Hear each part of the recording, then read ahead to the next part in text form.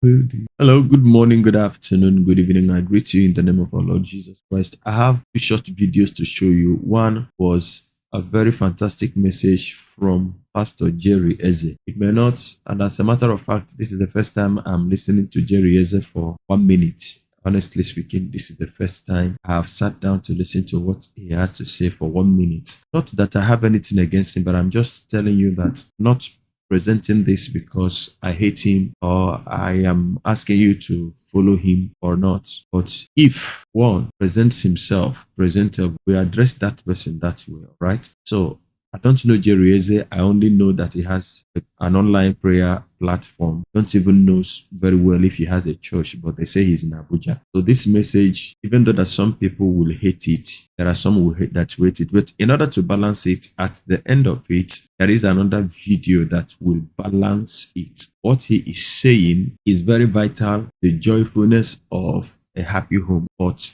then you need to also ask yourself, does everybody qualify to get what he is saying? I'll be right back, the second video, right after he. Please endeavor to watch the two. Don't miss out. God bless you. I'll be seeing you right after now.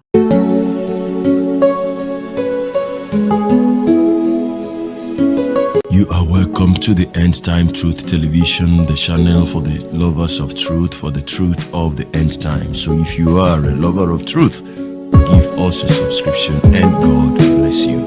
Shalom. Let me tell you something. No matter how you love your children, don't shield them from their father. I don't understand, but I call it I'm sorry that I'm going to offend your sensibilities, but I call it a very manipulative love. You love your children, you manipulate them against their father. You have no business telling your children that their father is a bad person. They are seeing it. If their father is bad, they are seeing it. It is not up to you. Don't make yourself the good person where your children are. Make their father the bad person. The father is not always here. I'm the one that is always here. Your father is not always available. I'm the one that's always. Don't ever talk like that. There's a reason why that God brought both of you, male and female. I'm husband and wife. If I'm not there, you are there. But there is something else that I bring that you also don't bring. I don't know whether I am communicating. In my experience, having dealt with young people many years ago, you have a lot of young people who will come up to you and tell you, my dad was not always there. My dad was not always. This is not me encouraging dads that are not always in the lives of their children. This is not the kind of thing that you keep repeating in the ears of your children. If all their fathers are in the house, even you yourself, you want to turn to the man and say, go out small. Just go out small and then come back. Even if your husband does not remember, inform your husband. Talk to these children. Talk to them. Say this. Talk about this. Get them involved. God bless the women that even when they use their money to buy some things, they will tell their children, is daddy that bought these things for you. It's not some women that if you buy those things, say your father, he didn't bring shishi. Didn't bring shishi. Because you know what? You might think I am having the best of relationships with my children, but I want to bet you are scarring them. Let me tell you, no matter how stupid the man is, he's still their father. As foolish as it is, he's still their father. Allow him to remain in their lives. I mean, things may not work. You can be separated from the man and you are not there. But don't block him from his children. If you want to speak to them, except it's someone who does not hold a good example for the children, you don't block him. I'm telling you, there's a voice of a father, a true father. The mother will go on and on and on and on.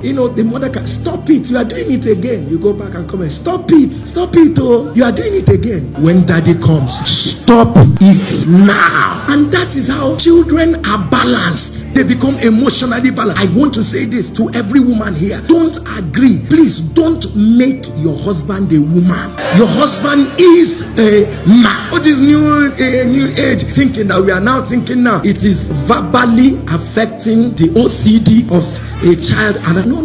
Your husband is a man. Even there's a way God says, the scripture writes it, thus saith the Lord. He's our father. Thus saith the Lord. Make your husband kings before your children. Honor your husband in a way your children will take you from there. You are not raising them for the moment. You are raising them on how to behave when they become fathers. Now, basically everything that he said in that video are 101% true. Everything he said there is correct. Everything he said there is true. Now, there are some women that want to change the man in their men. The man in their men, they want to tilt it and bring it as low as possible. At the end of the day, when that happens, you will hate the man that you have, because eventually you have a vegetable. It is the joy of every woman if they can have a man that says yes to everything that's say. If they said one that is good, the man should say yes. If it is bad, though they don't know it is bad at the time, but the man should say yes.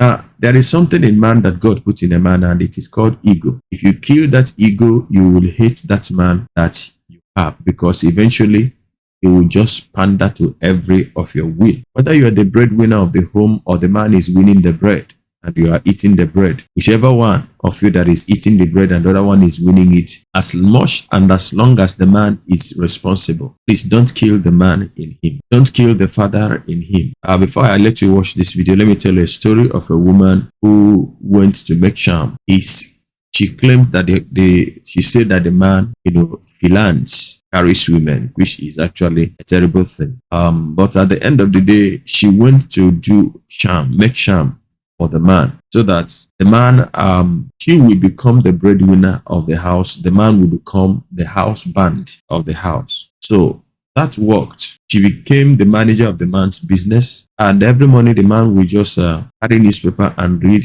He will go and wash plates, but will be doing the things that the woman was supposed to be doing after some time. Now, the woman was in charge of the money. After some time, she became so tired of it that she wanted the man at least to go out sometimes. They did no gree.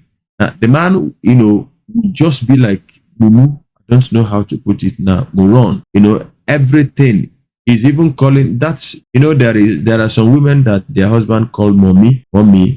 Some are, intentional, but the man's own was never intentional, and the woman knew what she did. So unfortunately, when she went back to meet the witch doctor that did the sham for her, that she was no longer interested. She wants the man that she married. The man told her, unfortunately, because when that sham was done for her, it's like the instruction was that she should go and throw it inside a flowing river. So he told her that unless she can find that thing that she threw into that river, then that is only antidote. I've forgotten completely how the story went, but the thing was that they could not undo what was done. And that kind of a thing, you understand that it will only end up by God's special grace through deliverance. And that is why sometimes when people say there is nothing like deliverance, there is deliverance. But the difference is that if you do deliverance on a man who doesn't have Jesus, the demons are likely to come back again. Well, anyway, that will lead us into this second video. So now, while the message of Pastor Jerry Eze was good, great, but then how if the woman and the children happens to have this kind of husband and a father as a gift of life and faith? What would the man expect? Watch. What if I poisoned that food? What? Yes. Poison my food? Why? What if I poisoned it? What do you mean, what if you why would you poison my food? Just give me one reason. One good reason why I should not.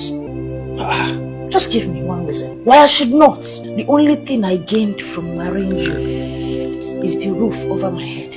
Just this house. Nothing else. You don't take care of me. You don't marry me as a husband should marry a wife. The Bible said you should love me while I submit. But no, you don't love me. You don't do your own part. Yet you expect me to do mine at all times. I submit to your lies. I submit to your hatred. I submit to your beatings. I submit to emotional blackmail. I submit to everything.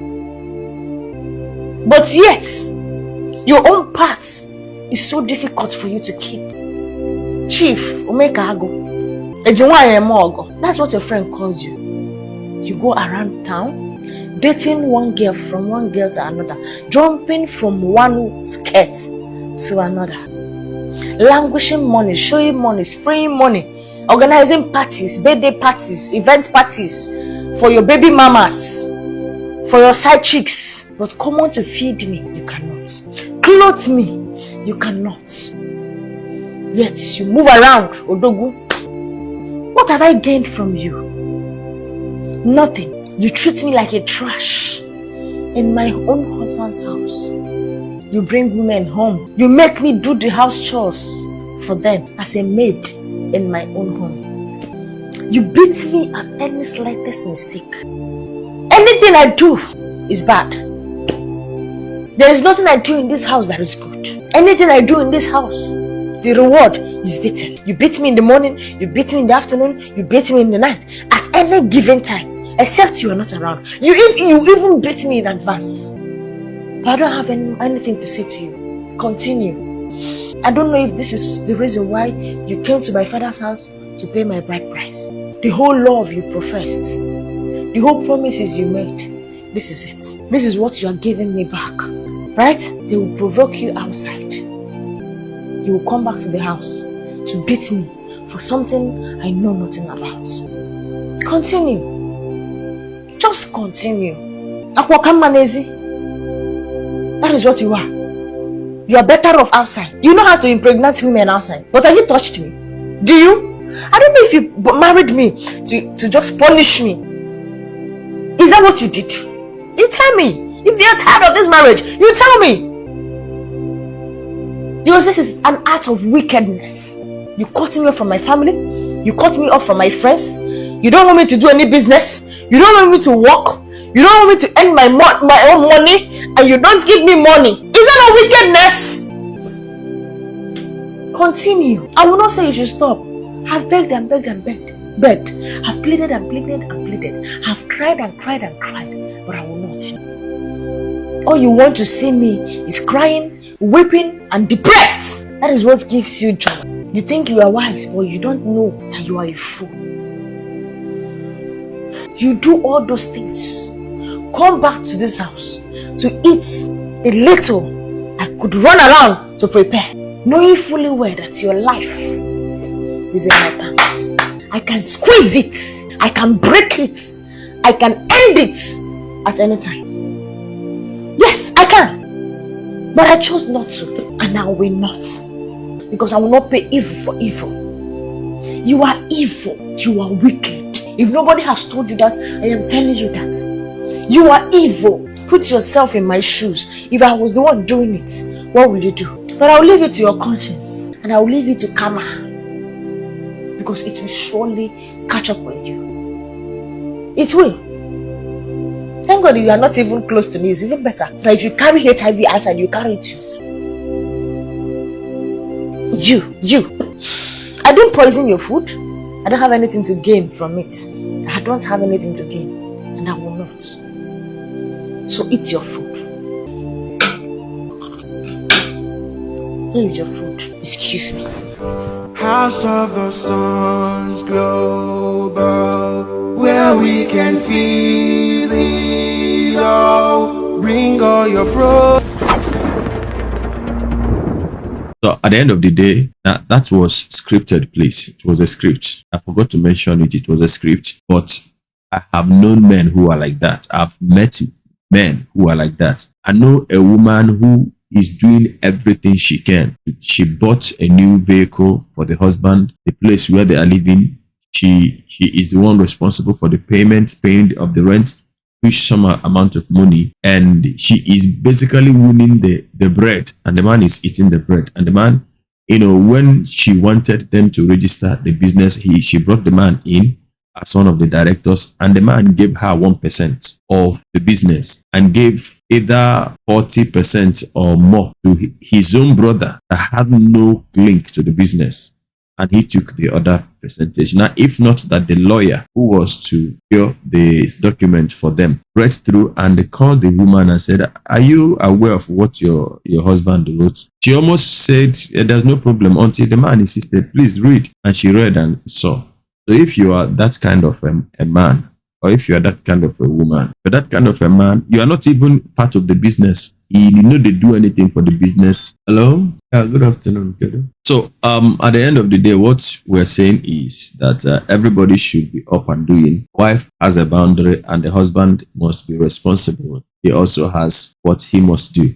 Now, when there was a swap of duty and responsibility in the Garden of Eden, that was when problem happened. If Adam was the person that was doing what he was supposed to do, probably we wouldn't be in the position where we are today. But sometimes I see some men, I don't know what I don't know if that is love, where they are supposed to stand and defend the family, speak. There are some response you give to outsiders. It means you are defending your family. Somebody brings in an offer, destructive offer, and you don't say anything, and that happens. Your daughter is misbehaving. You don't say anything because you want to give her liberty. That is not love. That is the destruction. You stand there and rebuke when it is necessary. You see, stand your ground when it is necessary. This will not happen in this house. You're not being high-handed. As long as you know what you're doing, that you are trying to defend and protect the future of your family and your home, you are loving them. You are showing them love. On the long run, they will know that, oh, daddy tried, right? So, but then you also must know when to back down and when not to be like a tiger. My daughter sent me a Father's Day wish yesterday. I didn't even know that yesterday was Father's Day, but I loved it. Don't be jealous. But God bless you. I will see you in the next video. Meanwhile, let's know what you think about this. If you are having issues in your home, either a man or as a woman, there is no perfect marriage. I tell people when they see any pastor who comes out to say, hey, since I married my wife, we have not had issues, it's the liar, pure liar. That they have not fought, as in physically exchanging violent body slaps and all that. That is different. But that you have not had issues, you've not quarreled, you've not disagreed, you've not had one moment, 5 minutes that you don't talk to each other. Some people, their own extents, all right? So let us not be hypocritical. Now, but at the end of the day, it is what it is. See, it's obvious that when we were coming together, there was passion. That passion does not endure, but what endures is love. And true love is not about feeling. True love is determination. True love is that this thing must work. True love is like fire, that when you fan the embers of the fire, it rekindles the flame again and go again. Times is not always all butter and bread and smiles and giggling. Sometimes there are pains as well. But if everybody stays on their toes and do their biddings, what they are supposed to do, the wife stays in her role as the wife, the husband stays in his role as the husband, all things will work fine. And when the children are being brought up, please don't present yourself as the only one that loves the children.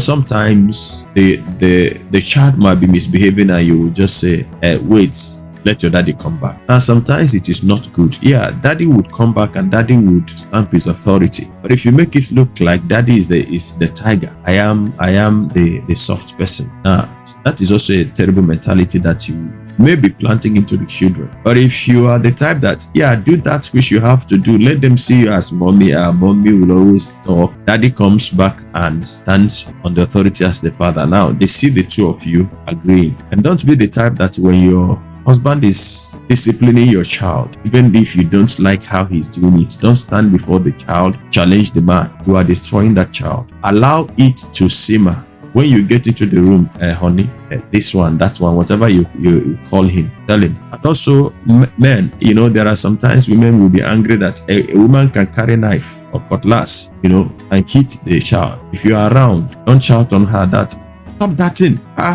No, don't do that. You can hold her and pacify her and then scold the child like that.